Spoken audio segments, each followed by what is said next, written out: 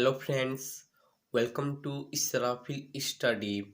तो हम लोग class 9th math chapter number 1 वास्तविक संख्या का प्रश्नावली 1.3 का क्वेश्चन हल कर रहे थे। हमने क्वेश्चन 1 से 5 तक हल कर चुके हैं। यदि आपने नहीं देखा है तो डिस्क्रिप्शन में लिंक है, लिंक पर क्लिक करके ज़रूर देखें।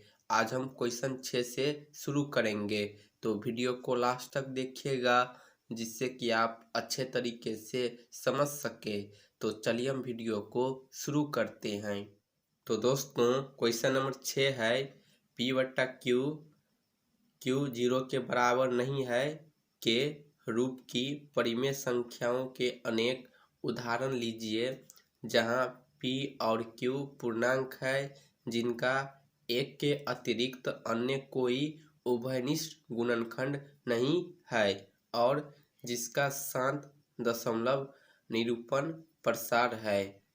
क्या आप यह अनुमान लगा सकते हैं कि Q को कौन सा गुण अवश्य संतुष्ट करना चाहिए?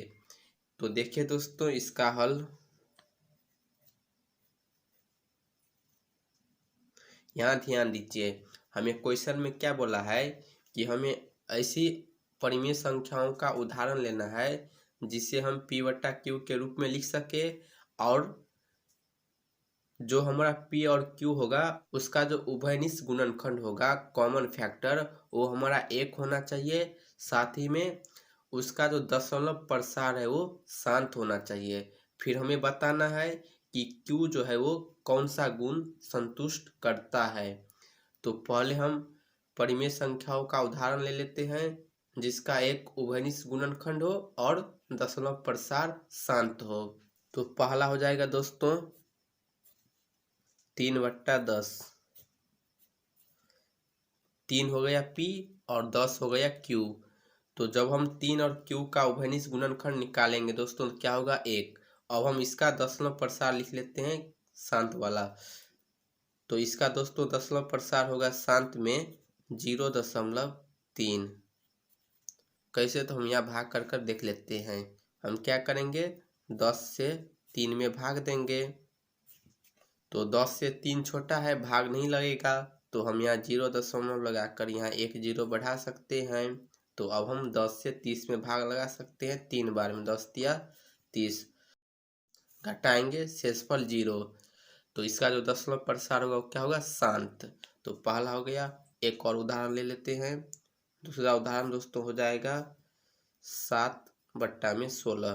तो इनका भी उभयनिष्ठ गुणनखंड 1 होगा और इसका दोस्तों दशमलव प्रसार शांत में होगा 0.4375। ठीक है। फिर हम ले लेते हैं एक और उदाहरण 11/25। तो इसका भी उभयनिष्ठ गुणनखंड 1 होगा और इसका भी दशमलव प्रसार शांत होगा, जो होगा दोस्तों 0.44। ठीक है। यहाँ हमारा रिपीट नहीं हो रहा है, अगर रिपीट होगा तो अशांत हो जाएगा। तो हमने यहाँ दोस्तों 3 उदाहरण ले लिया है। पहला हो गया 3/10, दूसरा हो गया 7/16, तीसरा हो गया 11/25। तो इन सभी का उभयनिष्ठ गुणनखंड 1 है और दशमलव प्रसार शांत है। और दोस्तों हमें क्वेश्चन में क्या दिया है? क्या आप यह अनुमान लगा सकते हैं कि Q कौन सा गुण अवश्य संतुष्ट करना चाहिए? तो यहाँ इस तीनों संख्या में दोस्तों हमारा 10, 16 और 25 Q है। तो यहाँ देखिए 3/10 है, तो हम 3 में 10 को दोस्तों हम क्या लिख सकते हैं? 2 गुने 5। इसी प्रकार 7/16 है, तो हम 16 को दोस्तों क्या लिख सकते हैं? 2 गुने 2 गुने 2 गुने 2, 2 दूनी 4, 4 दूनी 8, 8 दूनी 16। इसी प्रकार हम 11/25 को दोस्तों क्या लिख सकते हैं? 11/25 को हम लिख सकते हैं 5 गुने 5। तो दोस्तों यहाँ देखिए इस तीनों संख्या के हर में यानी Q में 2 या 5 संख्या है या 2 और 5 दोनों है। तो हम यहाँ लिख सकते हैं अब Q के गुणनखंड में हमने यहाँ क्यू का गुणनखंड किया तो क्या आ रहा है, 2 5 2 2 फिर 5। हम इसी को लिखेंगे यहाँ क्यू के गुणनखंड में 2 या तो 5 या तो 2 और 5 दोनों होंगे। इस कंडीशन में क्या होगा कि जब हम क्यू का गुणनखंड करेंगे तो उसमें 2 या 5 संख्या होगा या दोनों संख्या होगा। तो दोस्तों यहाँ जो क्यू है, क्यू हमारा इस गुण को संतुष्ट करता है, 2 की पावर m गुने 5 की पावर n। अगर किसी भी परिमेय संख्या का हर इस रूप में है, 2 की पावर m गुने 5 की पावर n के रूप में, तो इसका जो दशमलव प्रसार होगा ना वो शांत होगा। ठीक है, तो हम इस प्रकार क्वेश्चन नंबर 6 को हल करेंगे। अब देखिए क्वेश्चन नंबर 7। तो दोस्तों क्वेश्चन नंबर 7 है, ऐसी 3 संख्या लिखिए जिनके दशमलव प्रसार अनुसानी अनावृत्ति हो। तो देखिए इसका हल। हमें यहाँ क्वेश्चन में क्या दिया है, दशमलव प्रसार अनुसानी अनावृत्ति हो। तो इस प्रकार के दशमलव प्रसार वाला संख्या दोस्तों हमारा क्या होता है, अपरिमेय संख्या। तो हम यहाँ अपरिमेय संख्या का उदाहरण लेंगे। तो हम ले सकते हैं दोस्तों, पहला ले लेते हैं 0.001, फिर लेंगे 0.001, फिर लेंगे हम 0.00001, इसी प्रकार अनंत तक।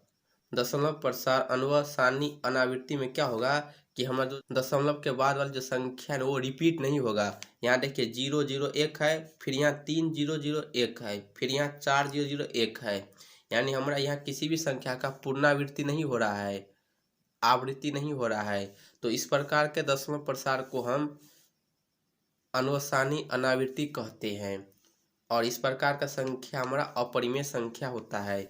यानी हम इसमें अपरिमेय संख्या को लिख देंगे तो हमारा इसका हल हो जाएगा। एक और उदाहरण ले लेते हैं। दूसरा हो जाएगा दोस्तों 0.21211, फिर लेंगे 2111, फिर लेंगे 2111, 3 4, इसी प्रकार अनंत तक। तो ये भी हमारा हो गया अनुसानी अनावृत्ति दशमलव प्रसार। एक और लेंगे, 3 बोला है, 2.220, फिर लेंगे 2.220, फिर लेंगे 2.2, फिर 3.0, इसी प्रकार अनंत तक। तो ये हो गया दोस्तों क्वेश्चन नंबर 7 का हल। अब देखिए क्वेश्चन नंबर 8। तो क्वेश्चन नंबर 8 है दोस्तों, परिमेय संख्याओं 5/7 और 9/11 के बीच 3 अलग अलग अपरिमेय संख्या ज्ञात कीजिए। तो देखिए इसका हल। हमें यहाँ परिमेय संख्या में से अपरिमेय संख्या निकालना है। तो परिमेय संख्या दोस्तों पहला है 5/7, तो हम इसका दशमलव प्रसार लिख लेते हैं। तो इसका दशमलव प्रसार दोस्तों 0.7142 अनंत तक होगा। इसी प्रकार हम 9/11 का भी दशमलव प्रसार लिख लेते हैं। तो इसका दशमलव प्रसार दोस्तों होगा 0.8181 अनंत तक। तो अब यहाँ ध्यान दीजिए, अब हम क्या करेंगे कि 0.7142 और 0.8181 के बीच 3 अपरिमेय संख्या लिखेंगे। तो पहला दोस्तों क्या हो जाएगा, 0.720, फिर हो जाएगा 7220, फिर हो जाएगा 7230, फिर हो जाएगा 7240 अनंत तक। ठीक है, दूसरा उदाहरण ले लेते हैं। 0.731, फिर लेंगे 7321, फिर लेंगे 7331, फिर लेंगे 7341 अनंत तक। ठीक है, एक और उदाहरण ले लेते हैं 3, 0.80, फिर लेंगे 820, फिर लेंगे 830, फिर लेंगे 840 अनंत तक, इस प्रकार। ठीक है, तो ये हो गया दोस्तों क्वेश्चन नंबर 8 का हल। अब देखिए क्वेश्चन नंबर 9। तो दोस्तों क्वेश्चन नंबर 9 है, बताइए कि निम्नलिखित संख्याओं में कौन कौन संख्याएं परिमेय और कौन कौन अपरिमेय संख्याएं है। तो हमें यहाँ 5 भाग दिया है और हमें इसमें से पता करना है कि कौन हमारा परिमेय संख्या है और कौन हमारा अपरिमेय संख्या है। तो पहला भाग है दोस्तों √23 यानी वर्गमूल 23। तो दोस्तों आपको पता होगा कि हम परिमेय संख्या को p/q के रूप में लिख सकते हैं। और दोस्तों अपरिमेय संख्या का कॉन्सेप्ट क्या था कि जिसे हम p/q के रूप में नहीं लिख सके उसे हम अपरिमेय संख्या कहेंगे, और वैसी रूट वाली संख्या जिसका पूर्ण रूप से वर्गमूल नहीं निकले उसे हम अपरिमेय संख्या कहेंगे। तो यहाँ √23 है, तो 23 का वर्गमूल पूर्ण रूप से निकलेगा? नहीं निकलेगा। तो इसीलिए दोस्तों ये क्या हो जाएगा हमारा अपरिमेय संख्या। यदि 23 का वर्गमूल पूर्ण रूप से निकलता तो हम इसे परिमेय संख्या कहते, लेकिन √23 का वर्गमूल नहीं निकलेगा पूर्ण रूप से, तो इसीलिए ये हमारा अपरिमेय संख्या हो जाएगा। ठीक है,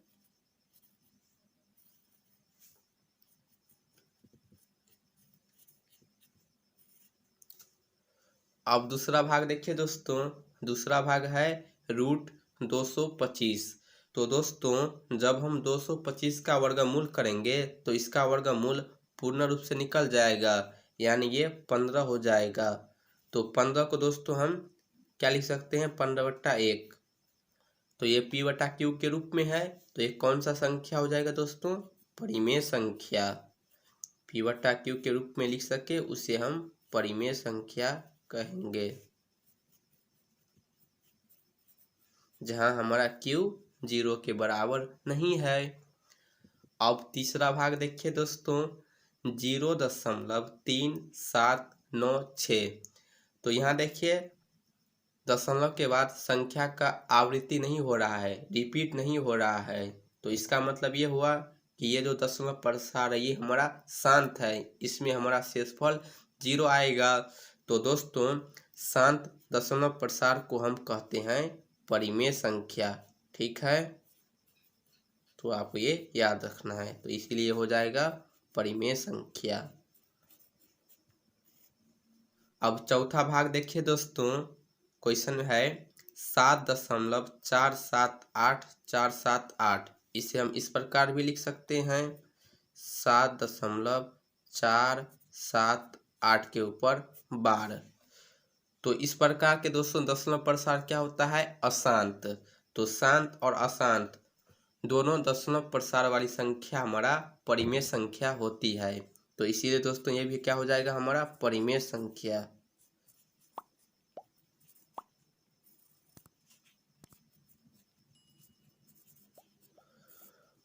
अब भाग नंबर 5 देखिए, लास्ट भाग है।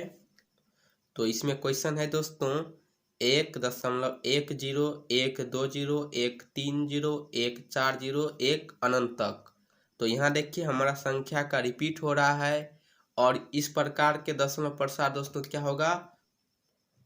अनुअसानी अनावृत्ति, यानी इसमें हमारा संख्या का पुनरावृत्ति हो रहा है लेकिन एक ही संख्या का नहीं, संख्या हमारा क्या है? चेंज हो रहा है और अनंत तक है। तो इसीलिए दोस्तों क्या हो जाएगा?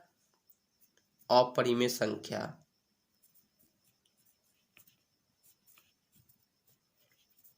अपरिमेय संख्या जिस संख्या का दशमलव प्रसार अनुअसानी अनावृत्ति हो वह हमारा अपरिमेय संख्या हो जाएगा। तो इस प्रकार दोस्तों हम क्वेश्चन नंबर 9 को हल करेंगे। तो उम्मीद करता हूं कि आपको वीडियो समझ आई होगी। अगर आपको वीडियो पसंद आई तो वीडियो को लाइक, कमेंट और शेयर जरूर कीजिए। यदि आप चैनल पे पहली बार आए हैं तो प्लीज़ चैनल को सब्सक्राइब जरूर कर लीजिए।